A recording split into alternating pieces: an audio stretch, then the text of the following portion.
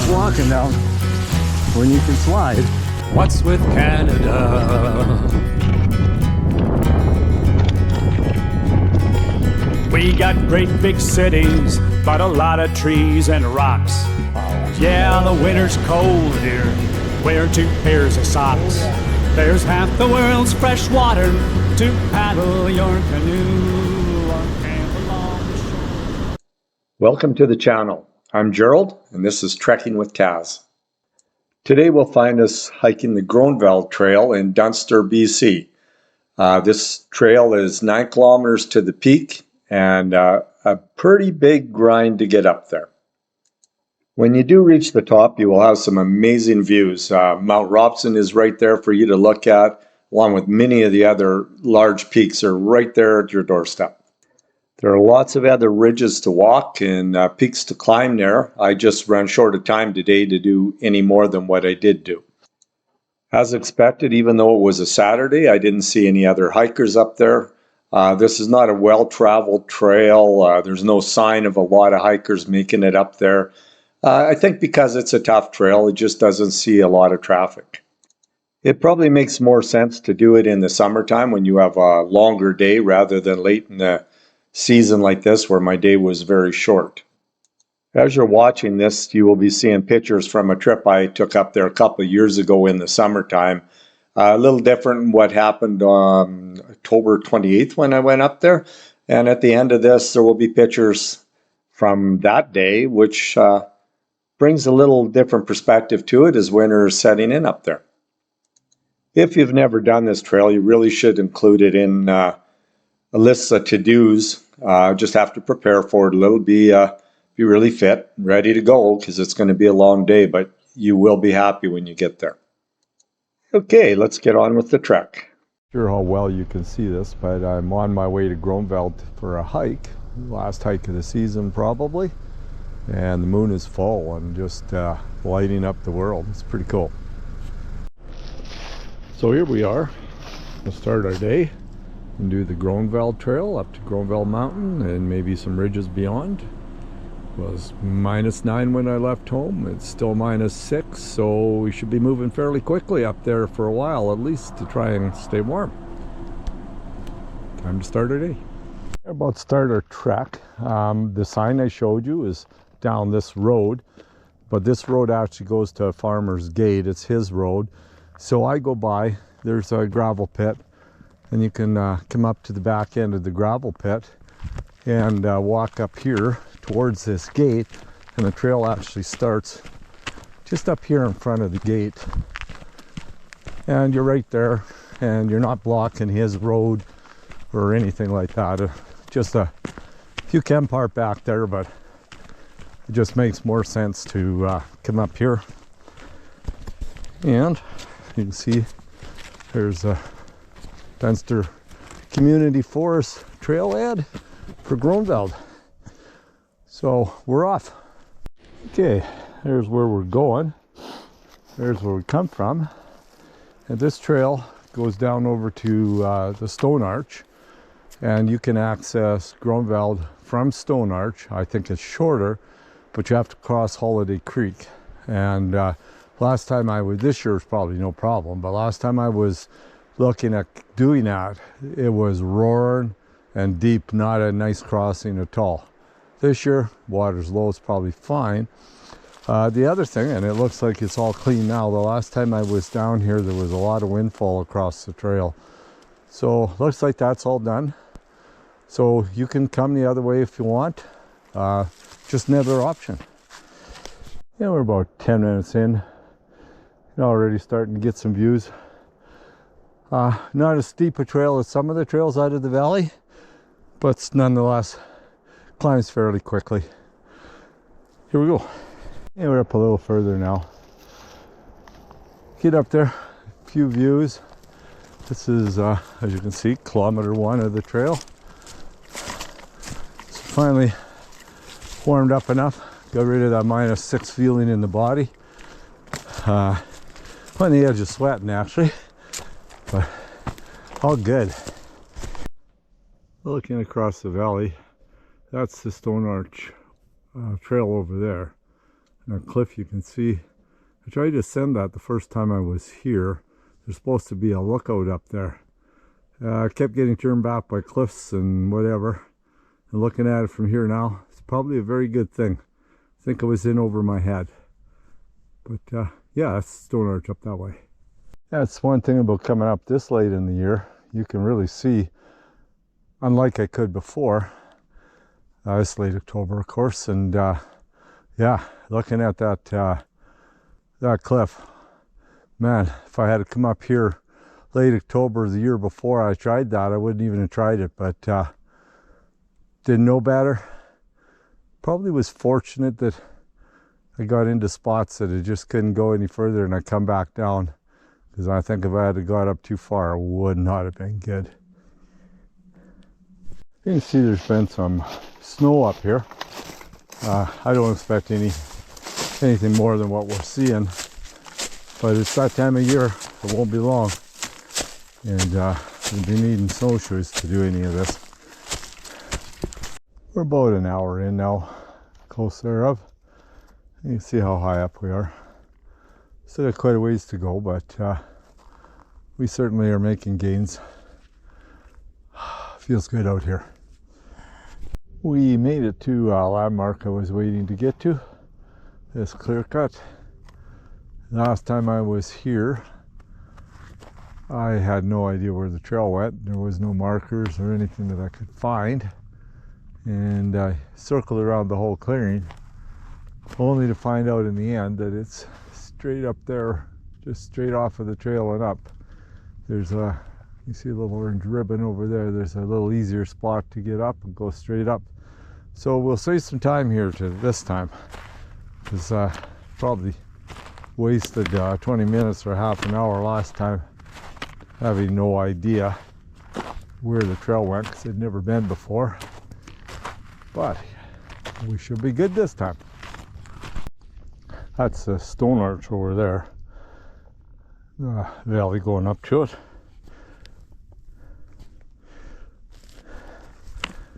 Down the valley towards my bride. Across the way to Dunster. In the valley up there is where we were not too long ago. Up at Uncle Tom's cabin at Bob Lake and the Dunster Trail. Quite a bit above those cliffs over on Stone Arch now. Hardly even tell. They're much longer than that. We're just about back into the timber. So I'll take one more look around here before we head into the timber. We're kind of just wandering around flat now finally, and see the sign ahead. It says kilometer 5. If I remember correctly, we break out to that draw not too long after we pass kilometer 5. So we're making good headway. We'll be starting up the last steep section to the mountain as soon as we break out to that draw, and then the views will really pick up. I think we're climbing the last little bit of this ridge. It's kind of cool. I think we'll be at that draw shortly from the looks of the landscape, but I've been fooled before, so we'll see. That is the Stone Arch over there. You can't see it from here, especially with the GoPro. But that steep ridge is the ridge we were on to do the traverse when we got cliffed out. But that's where we are, straight across from it now. And we're almost to the gully. I can see the gully ahead, the draw, and that's where I have to make a decision, because last time here I could not find any markings, and so I bushwhacked, and I'm told by somebody else that there's an easier way up, so we're going to try and find that. But it's cool to finally get some views. How's that? Yeah, I don't know how good you can see, but that is the arch over there. If you can see it, see that black hole? That's the arch. So I don't remember seeing it last time I was up here, but that doesn't mean anything. This has been a little more than I thought it was going to be. That was not a gully back there that I wanted to get to. It was one I had to circle around, and then another fairly steep climb. But definitely we're breaking out now. But there it is, the stone arch. This is the view I'm starting to get. It'll get better when I get up higher. But this is the draw I got across, and that's Groeneveld up there. Just a matter of figuring out the easiest way to get up there. Instead of going the way I did, I'm going to look for that other route. We're making her now. Got some headway here now. Starting to get a lot more exciting as we go here. Have one ribbon here, but I don't see any more ribbons, so we know we had to go that way. So we'll just start heading that way and see if we run into any more ribbons or not. Yeah, that's crazy. I haven't seen a ribbon forever, and I've just been kind of bushwhacking my way through, figuring out what would be the best way to go, and there's the ribbon. So I guess we figured that part out. Yeah, it's popping out. That's Groeneveld. We're going to be climbing it soon. Yeah, I lost ribbons again. There's not many ribbons here, so just kind of picking a route. So if you come here, you may be able to find a better route than what I'm taking. I'm not convinced on what's the best yet. I'm just working my way over, and we'll figure it out as we go. But it might not be the best. It'll be what I think is the best at the time. Anyway, it's pretty cool back here. Okay, we're down in this draw. The way I dropped into it was not the best. There's got to be an easier way. And I'll try to figure it out on the way back. I think I want to go up there, but I'm going to go this way first and just see if there's maybe even a ribbon and a route over here that I missed up above. I know the way I come wasn't good, so we'll see what we can find. Finally, we're out of the mess I got myself into. We can get through these rocks, and really it's not that far once we get through them to get to the mountain. It was just all that bushwhacking there. Never did find a good way there, but we'll look for something different on the way down. Nothing could be any worse, so we just keep looking around. We'll eventually figure it out. The choice of trails I took up here sucked, but the views are just fine. Hopefully on the way down I can find something a little better. Got another idea that I'll try. We'll see. Something a little more straight. See a couple of clear cuts and stuff I can get into. So we'll see what happens. Time for a little look around. Excuse to have a breath anyway.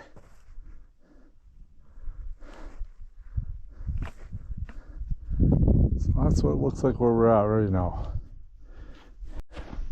They're just topping the ridge here. That's the view when you get to the top. Not too shabby.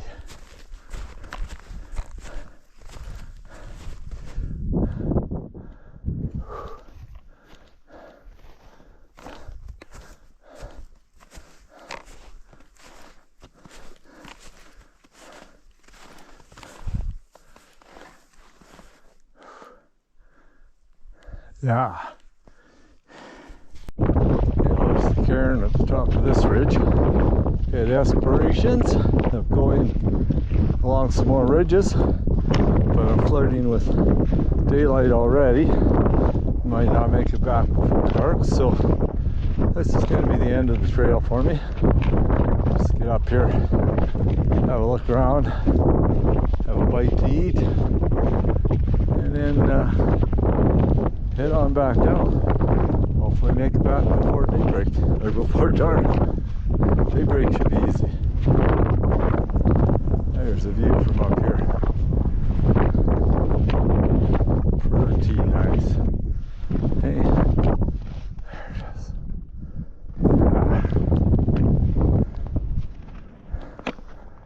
Said it'd be nice to go further. Don't have time, but this is still fantastic.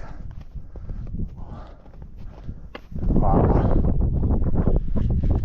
Okay, we had a little snack, and now it's time to get down before dark.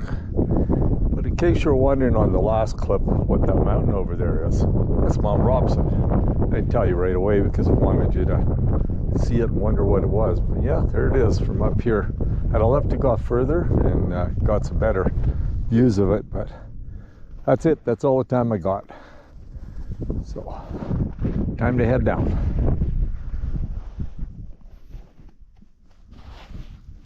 Going down's happening a lot faster than going up, of course. I was worried about being too slippery, but it's not so bad. So, hoping we make it down before dark for sure. At this rate, it should be an hour before dark, but we'll see. I don't know what I'm going to get into when I try to cross over down below, whether I'll find a better route, but I certainly got one in mind anyway. Yeah, things are going good. Down off the Whirly Peaks, down into the draws again. Hopefully it keeps going like it is. Should be a fairly quick trip out if it does. Pretty certain you can't see it, but the stone arch is straight across from us, so we're back down where we get the view of it. So doing good here. We get a circle around the edge of the mountain here, cross that draw, and try and pick a better route up the hill than we picked coming down. And that shouldn't be hard to do because that was a horrible route I picked coming down. So here goes. Kind of a last look at views, sort of. We're heading back into the timber now. The views will be very limited. Be the odd little hole further on where we can see some things, but time to make some time now. Pretty open view here, popped up to the top. Won't be long though. We'll lose them all. We may as well have a little walk. Beautiful mountain back there with the sun shining on it. Okay. Working our way across this open side hill, and then we'll drop into the timber and head down to that clear cut. That'll be our next place, but right now pretty nice walking. Still got a view. Gotta like it. Once we get in the timber, you won't see much. We're back at the clearing. So things are going good. It's about 4.5 kilometers from here to the vehicle. So should be able to make the vehicle before dark, barring any unforeseen circumstances. Great afternoon.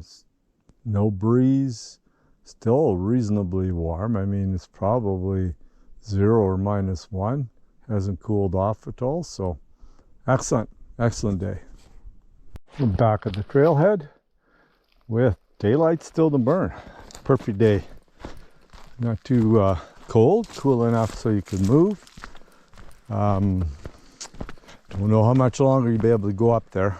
Almost need spikes at the top there. It was pretty slippery in the snow, and you can bet this time of year the next snowfall is going to take you right from spikes to snowshoes. So I may have made the last one that's available up there. Loved it. It was a perfect day. And like I said, still got a little light left, so that's excellent. And we're back at the vehicle. It's all over. It's a great day.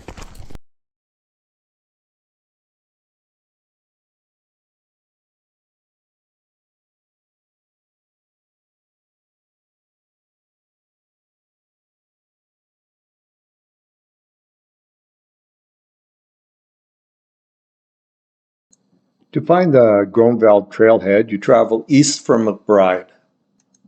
At about 23 kilometers, you will see a rest stop on your right. It's the Arch Rest Stop. And you're going to continue on past it for about another kilometer and a little bit. There will be a sign, a big green sign on the highway showing you where the Groeneveld trailhead is. And I believe the road is called McNaughton Road. And you will turn left onto it. The sign for the trailhead is about a half kilometer down the road. And as I told you in the video, carry on past it another maybe 50 meters or so, and there's a gravel pit, and travel to the end of that gravel pit, and it's very close to the trailhead. Better place to park. As I told you on the video, at about 6.5 kilometers, I guess it is, I had it wrong, but about there, you will cross a draw, and the trail will be hard to decide where you're going. Straight across the draw is the best, but there's a few spots up or down about 50 meters that are easier to get up rather than go straight up. But once you get up through there, you can follow a whole bunch of clearings on your way up the hill, and that's a route to go. I've tried just about everything, and for sure that's going to be the easiest route. I believe it's about 9 kilometers to the first cairn. I believe that is the Groeneveld peak, and then the next cairn on the next peak over is a different one. It would be great to make it to the next one, as the view of Mount Robson would be phenomenal from the second one. Today it didn't work out that way.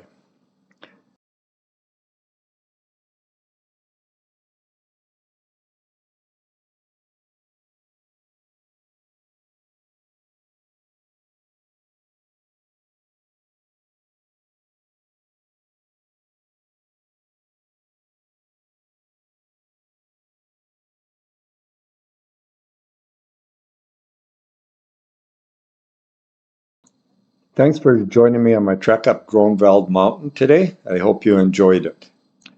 As with all Robson Valley hikes, their views are just fantastic up there. Nothing but beautiful views from that valley. It is a bit of a long grind, so be prepared for that. Allow yourself enough time to make it up there and enjoy it. Would suck to only get part way up and have to go back because you were short of time. Chances are you won't see anybody else on trail. It's not a real popular route, but as you can see from the pictures, it's very beautiful at the top and worth the trouble. Pretty sure we're just about done with hiking boots, and it's going to be time for cleats and snowshoes to get up into any of the high country now. Really looking forward to the winter adventures. Got lots of ideas and plans for the winter. Should be some crazy hikes coming up. Not sure if we'll get any more hikes in before the winter, but thanks for coming along on this one, and we'll see you on the winter ones.